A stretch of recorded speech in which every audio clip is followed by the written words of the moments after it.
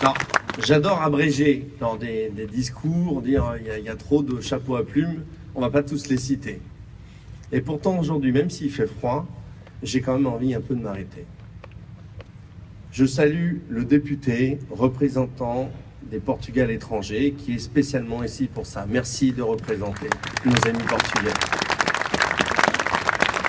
Bien sûr que j'ai salué Philippe, sénateur-maire, avec toute la symbolique qu'il y a. Et tu le sais, en quittant cette cérémonie, tu rejoins Valérie Pécresse qui s'est excusée parce qu'elle avait envie, elle aussi, qui a connu Jean-Claude en tant que Benjamine, elle avait envie de venir, prise sur d'autres tâches aujourd'hui. Bien sûr, remercier tous mes élus, le conseil municipal. Sans eux, je n'aurais pu avoir ce vote à 43 voix sur 53 pour que cette envie, ce vœu, cette idée deviennent réalité, et merci à elles et à eux d'être présents et d'avoir voté, de m'avoir suivi sur cette idée. Bien sûr, les visages amicaux de la famille, et puis tous ces inconnus, je vois Josette devant moi, je vois d'autres visages, les associations cultuelles et culturelles, aujourd'hui où on veut opposer les uns les autres. Bien sûr qu'on parle de nos gosses de Toulouse-Lautrec et du handicap. Mais on parle aussi d'une ville où on peut vivre loin des clichés médiatiques, et je salue ici les représentants de nos 2 synagogues, nos représentants de toutes nos associations musulmanes qui sont là ici, pour saluer la mémoire d'un homme, au-delà de tous les clichés télévisés.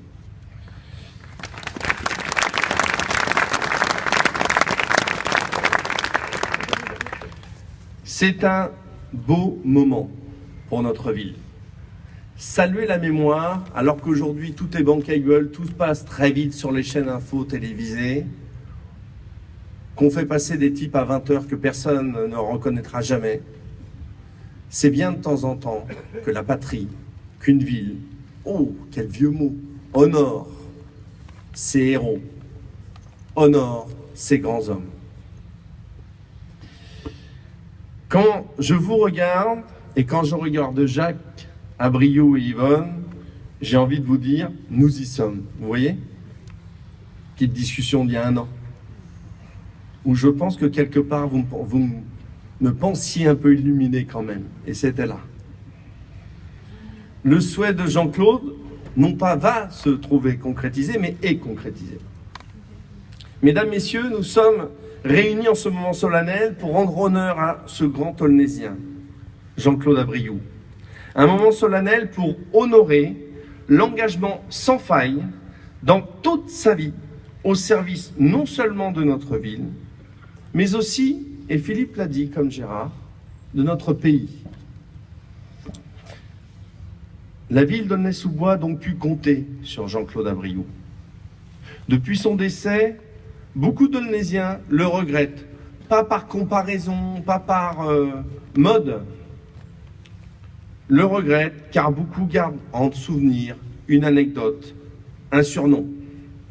Jean-Claude, au-delà de celles et ceux qui, ici, l'appelaient Pépère, et il y en a, était un grand maire avec un G majuscule. Pépère, c'est sans aucune relation avec la maire adjointe dont je tairai le nom que j'appelle Mémère.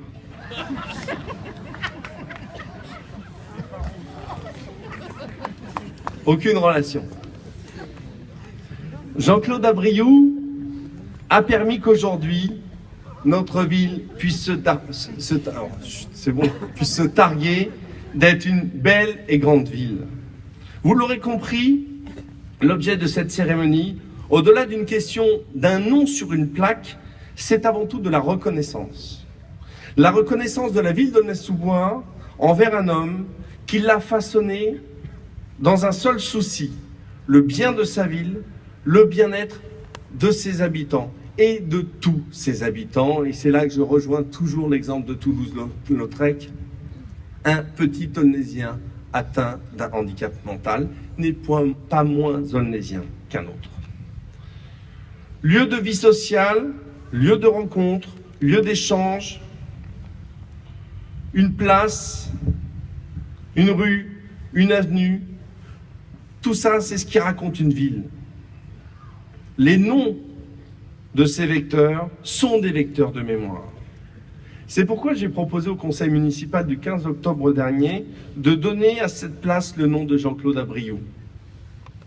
Bien sûr, il y a le poids de la parole donnée. Et vous le savez que c'est un des marqueurs que j'ai envie de donner à notre mandat. Mais ce choix n'est pas un hasard.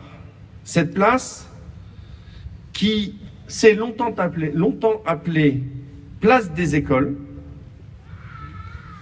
et certains d'entre vous l'ont connue, place des écoles, est un lieu, a été un lieu, et redeviendra un lieu de centralité. Bien plus que l'anecdote que Gérard citait de la permanence effectivement politique que tenait Jean-Claude Abriou ici, je pense qu'aujourd'hui, une grande ville comme la nôtre peut avoir plusieurs lieux de centralité dans sa ville. Et nous en avons un peu plus haut avec le boulevard de Strasbourg. Nous en aurons d'autres plus au nord. Et je pense que cette place doit retrouver un cachet. Je veux dire, et c'est aussi important pour certains d'entre vous, qu'il ne s'agit nullement de prendre une revanche sur le passé, comme on a pu le dire le mois dernier. Vous savez, tous ces courageux qui sont sur des blogs de manière anonyme, qui vous vomissent dessus mais sans dire leur nom. J'entends les protestations par contre de certaines personnes, et vous le savez, je les ai reçues officiellement en mairie.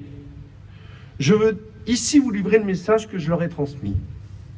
Nous n'avons pas pris cette décision pour dire que nous étions contre un homme au profit d'un autre. Nous avons pris cette décision pour exprimer notre gratitude à un homme qui a tant fait pour notre ville.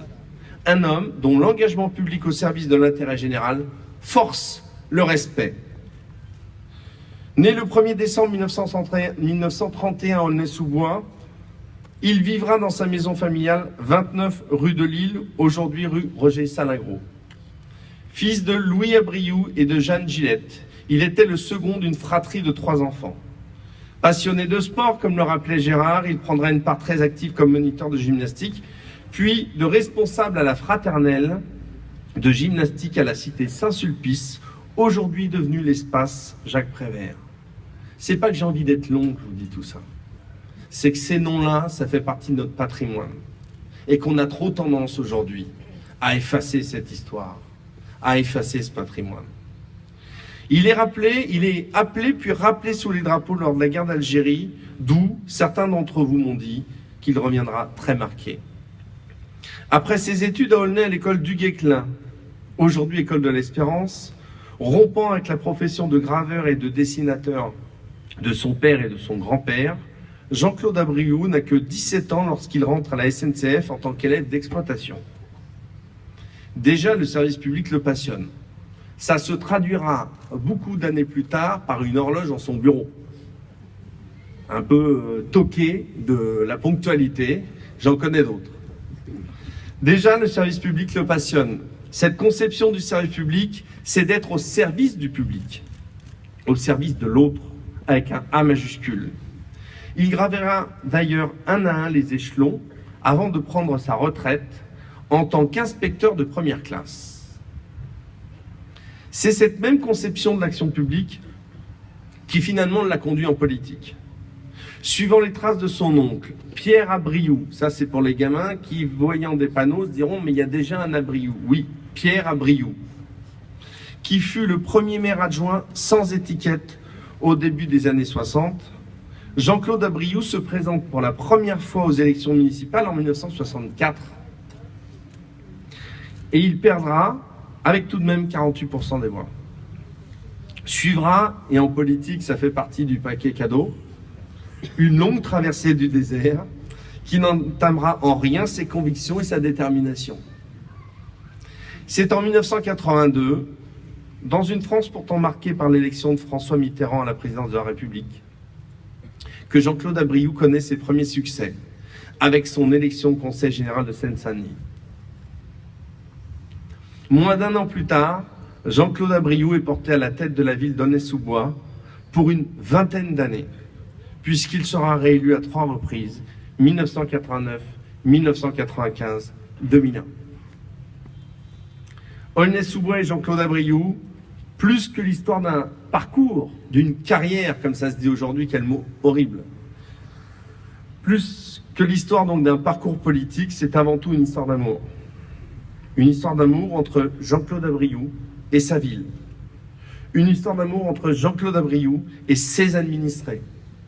Une histoire d'amour entre Jean-Claude Abriou et les Aulnaysiens et les Aulnaysiennes. Une histoire d'amour fusionnelle.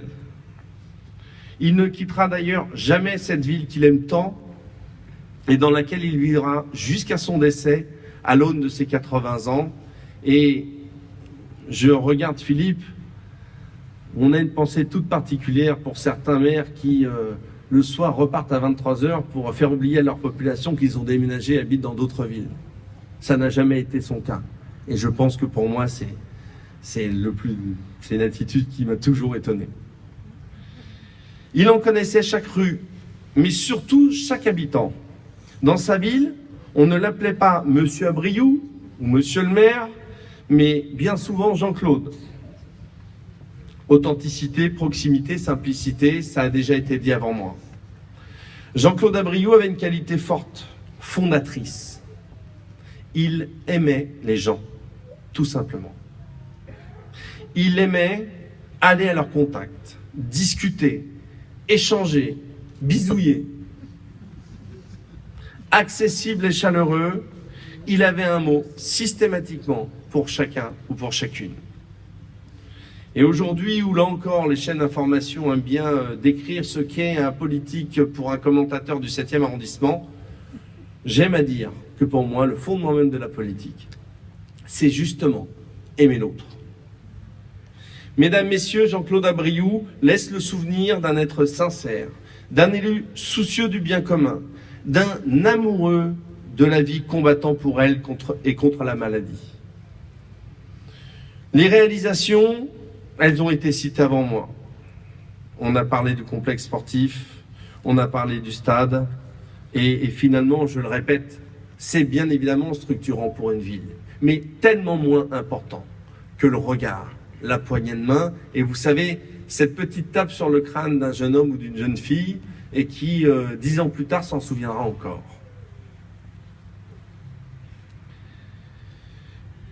Je vais zapper dans le discours tout ce qui faisait très protocolaire, ses engagements en tant que député. Comme le disait Philippe, il a aussi été un député loyal à son parti, loyal à ses engagements, loyal à la France. De 1993 à 2007, il a travaillé inlassablement dans l'intérêt de notre pays, mais aussi de notre département et de sa circonscription, en faisant remonter, et c'est le rôle d'un député, parenthèse amicale pour notre sénateur, avec, vous savez, en fin d'année, toujours des possibilités financières pour les parlementaires d'aider les villes voisines, merci. Fallait que j'en profite.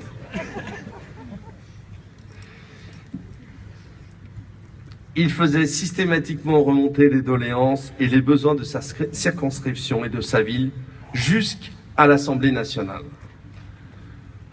Tous mes prédécesseurs l'ont dit, tous ont salué son engagement dans sa lutte, mais pas contre le handicap, pour les handicapés. Et ce sera un des premiers parlementaires à signer la Convention pour l'interdiction par la France de fabriquer des mines antipersonnelles.